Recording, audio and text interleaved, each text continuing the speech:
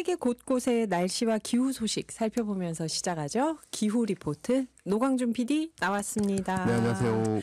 오늘은 어떤 소식인가요? 우리나라와 일본의 전기 청사진에 대해서 한번 비교를 해봤습니다. 네. 이 전기본이라고 해가지고 앞으로 15년 동안의 전력수급 청사진을 담은 계획이 있거든요. 네네. 제11차 전력수급 기본계획 줄여서 전기본. 요게 이제 우여곡절 끝에 확정이 됐습니다. 아, 이게 확정이 됐나요, 이제? 아니, 앞으로 15년 동안에 15년 후에 전기 계획이 뭐가 그렇게 급해서. 크다고 이렇게 그 우여곡절 끝에 논의가 있을까 하는데 네네. 여기에 수치 하나하나가 업계에 이제 향후 장기 비전하고 엄청나게 큰 이제 이권과 관련이 되기 때문에 만약 원전을 더 짓겠다. 그러면 이제 원전 산업 쪽으로 엄청나게 거기도 그 공사부터 해가지고 크잖아요. 그렇죠. 앞으로 인프라 한 사이즈가. 10년. 네. 중간에는 석탄은 이제 앞으로 점점 없을 거니까. 근데 이제 석탄을 늦게 없애겠다. 그러면 또 석탄 발전 이쪽이 되는 거고. 네. 석탄하고 재생에너지 사이의 간극을 당분간은 가스로 하겠다. 그러면 또 가스 업계가 엄청나게 가는 거고. 저 재생에너지는 또 말할 것도 없는 거고. 네. 이게 엄청나게 이렇게 그러네요. 뒤섞이는 거예요. 에너지 그래서 산업계를. 어떻게 보면 국가의 철학과 비전이 여기에 담겨 있다. 앞으로 15년 동안 어떻게 할지. 앞으로 15년 후에 대한민국은 과연 네, 어떤 에너지를 나라일까? 어디에서 어떻게 하는 나라가 될 것이냐. 작년에 확정된 거 아니었어? 뭐 이렇게 기억하시는 분들도 네. 계실 거예요. 오늘의 기회에서도 11차 전기본 중요합니다. 이러니까 원래는 작년에 확정됐어야 되는데 네. 중간에 뭐가 있었죠. 계엄 정국도 있었고. 맞아. 또 이제 정부에서 신규 원전 너무 과도하게 잡았다 이런 야당의 거센 반발이 있다 보니 원전이 많았다. 그래서 산자부가 야당과의 조율을 거쳐서 지난 21일 전력정책심의회를 열고 요게 확정안입니다 하고 11차 전기본을 확정을 했습니다. 2038년까지 그러니까 지각 확정을 한 것이죠. 네. 뭐 여기까지는 이제 뭐 그동안의 저간의 상황이 그러하니 이해를 한다라는 건데 일단 산자부가 밝힌 주요 내용은 이렇습니다. 첫 번째, 앞으로 전력 수요가 엄청나게 늘어날 거예요. 네. 그건 맞는 거죠. 인공지능도 있고 전기차도 있고 첨단 산업도 있으니까 어느 정도로 잡았냐면 현재 최대 전력 수요가 100기가와트인데 2038년이 되면 129.3기가와트로 지금보다 30% 정도 늘 거다. 저는 더 많이 늘 것 같은데요. 그렇죠. 네. 이에 따라서 공급을 늘려야 되잖아요. 네네. 공급을 늘리는데 국제 합의가 석탄은 이제 갈수록 그만하자. 줄이고 이제 네. 없애야 돼요. 영국은 이미 다 없앴어요. 없앴고. 예, 우리는 이미 늦은 나라에 속하는 거예요. 네. 그러면 남은 게 원전과 재생에너지 같은 무탄소 전원을 확충하려 한다. 무제한에서 무탄소 전원이란 탄소 배출이 안 나오거나 거의 안 나오는 이런 전원을 무탄소 전원이라고 하는데 산자부에 따르면 무탄소 발전 기능 비중을 그러니까 원전하고 재생에너지 합쳐서 지금 2023년에는 39.1%인데 40%? 2030년에는 53%로 늘렸다가 네. 2038년에는 70.7%로 늘리겠다. 우와 하고 놀라실 수 있죠. 네. 근데 잠시 후에 그 놀라움은 비교가 될 것입니다. 네네. 예, 잠시 반전은 좀 남겨두고요. 네. 자세히 보면 원래 산자부는 신규 원전을 3기를 만들려고 했어요. 3개를 더 지으려고 했다고요. 원자력 발전소. 근데 이제 야당 반대로 하나를 깎아서 2기를 더 짓는 거로 축소했습니다. 2기도 어디다 지을 수 있을까요? 이것도 사실은 반발이 만만치 않아요. 그렇죠. 그러니까 단순히 이제 그 야당은 그 정도로 이제 뭐 전국이 어수선하고 그러니까 더 이상 하지 말고 합의합시다 이렇게 한다 할지라도 현지 주민들이나 어디다 지어야 이거? 여러 갈등 요소들이 있어요 분명히. 네네. 이건 좀 이따 말씀드리고요. 여기에 근데 이제 원전이 아시다시피 짓는데 한 20년 걸려요. 그렇죠. 10년 넘게 걸린다고. 근데 정부에서는 빨리 잡았거든요. 13년 만에 짓겠다. 아. 이게 좀 현실성이 좀 떨어진다라는 지적도 있다 보니 그래요. 신규 원전 건립이 늦어질 경우에 대비하고 여차 저차 원전 리스크를 줄이려고. 줄이기 위해서 새로운 차세대 원전이라고 하는 소형 원전 SMR을 이번에 도입하겠다. 0.7기가와트 규모 SMR을 2035년부터 2036년 사이에 도입하겠다. 요런 게 눈에 띄는 거고요. 네. 태양광.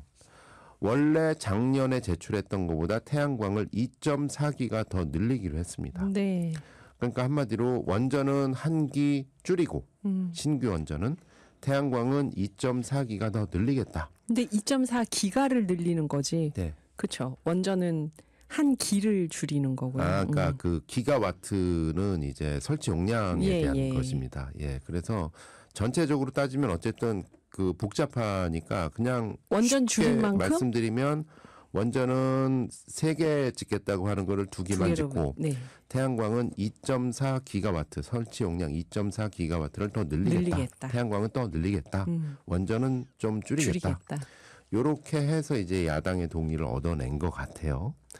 그래서 결과적으로 보면 재생에너지는 2023년에 30기가와트가 설치 용량인데 이게 2030년에는 78기가와트를 넘어서고 네. 2038년에는 121.9기가와트, 즉 지금보다 한 4배 정도 커진다.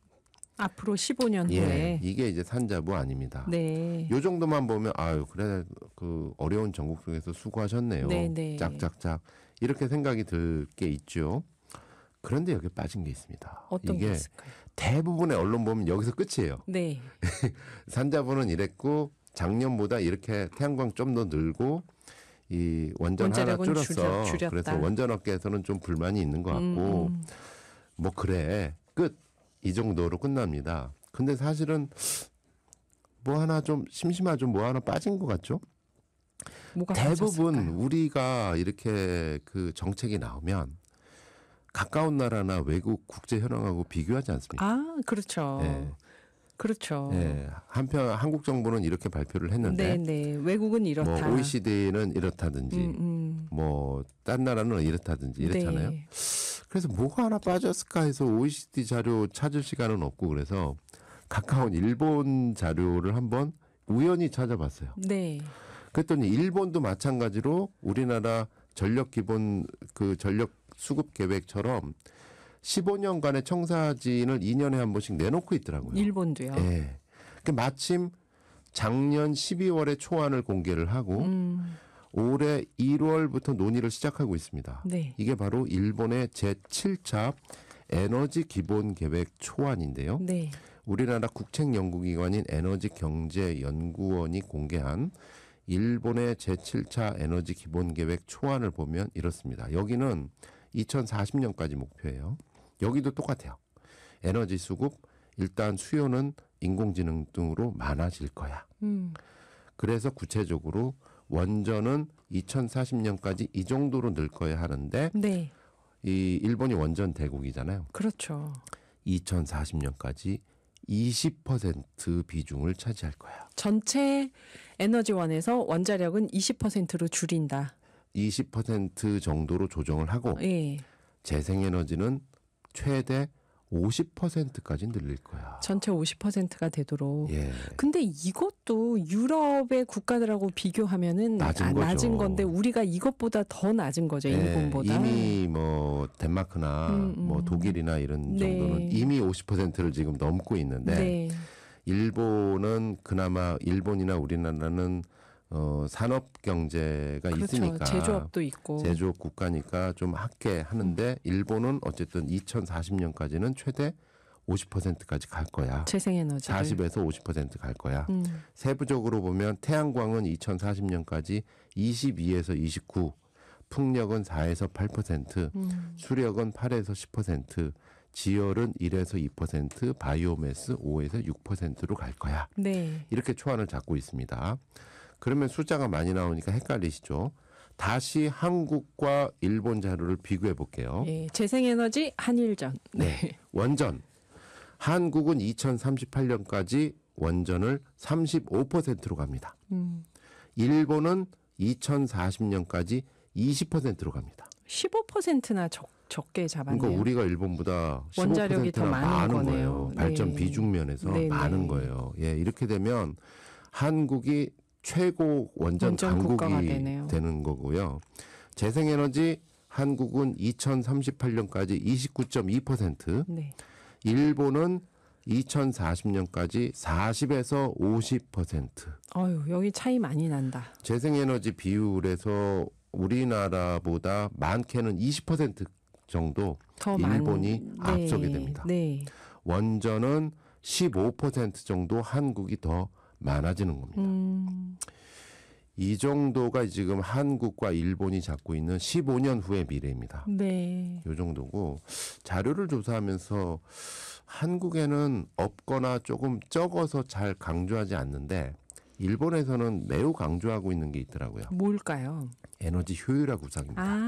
그러니까 어떻게 에너지를 덜 쓸 것이냐. 네. 그러니까 지금도 아마 청취자분들 중에서 아니 그래 인공지능 이해하는데 인공지능 온다고 전기 마구마구 더 쓰는 게 맞아? 아무리 재생에너지 많이 늘린다 그래도 네네. 그것도 다 끝이 없을 에너지잖아. 텐데. 끝이 예. 없잖아. 일본의 에너지 15년 후의 에너지 정책 자료를 보다 보면 이런 부분이 있습니다. 예를 들면 이런 겁니다. 그대로 읽어볼게요. 상업 가정 부분에서 주택과 건축물에 대해 2050년까지는 평균적으로 제로 에너지 하우스 또는 제로 에너지 빌딩 기준의 에너지 효율 성능을 이러이러하게 확보할 것을 목표로 설정한다. 제로 에너지 하우스를 목표로 한다. 전기를 어떻게 하면 곳곳에서 덜 쓰게 할까? 그러네요. 이거를 국가 목표로 세워놓고 그냥 이게 뭐 우리 같으면 산자부는 그냥 전기만, 네. 국토부는 뭐 건설만 이렇게 하는데 국가적으로 다 합의를 해가지고 우리 에너지 정책이 이렇게 가야 되니까 전기 덜 써야 되니까 네. 국토부 주택하고 건축물에 대한 이런 기준 협조해 주시고 제로 에너지 제로 하우스로? 에너지 하우스 요렇게 가주시고 어디에서 또 제조업에서 요렇게 해가지고 에너지 효율성 있도록 또 지원해 주시고 이런 식으로 가는 기본 계획이 있다는 것이죠. 근데 제로 에너지 하우스 이렇게 에너지 탄소가 배출이 에너지를 안 쓰는 건축을 목표로 한다면 여기 막 조그만 태양광들을 건물마다 달도록 뭐 또 허용해주고 이런 게 있을까요? 그런 것도 있고 또는 기본적으로 뭐 단열 효율이라든지 높이고. 뭐 이런 것들이 있는데 사실은 요게 이제 맞는데 네. OECD가 다 전체적으로 유럽도 그렇게 이렇게 가고 있어요. 네. 가고 있는데 이제 그 건설업계에서는 네. 미루고 싶어하죠. 이러려면 또 새롭게 기술 개발을 해야 되고 이게 국가의 투자해야 철학입니다. 되고. 바로 예. 15년 후에 대한민국이 어떻게 가야 될 것이냐. 그러네요.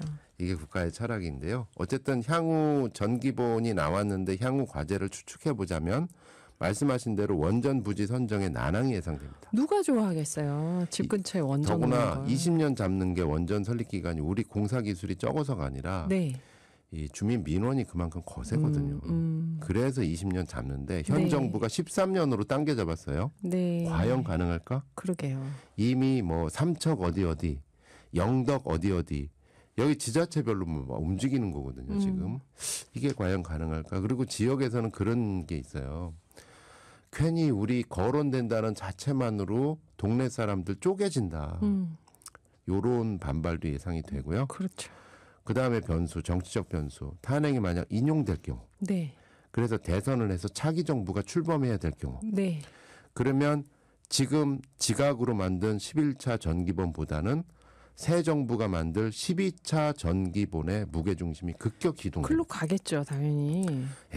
그리고 만약 그게 탄핵이 기각될 경우 이럴 경우에는 뭐야 이거 왜 저기 원전 줄였어. 줄였어.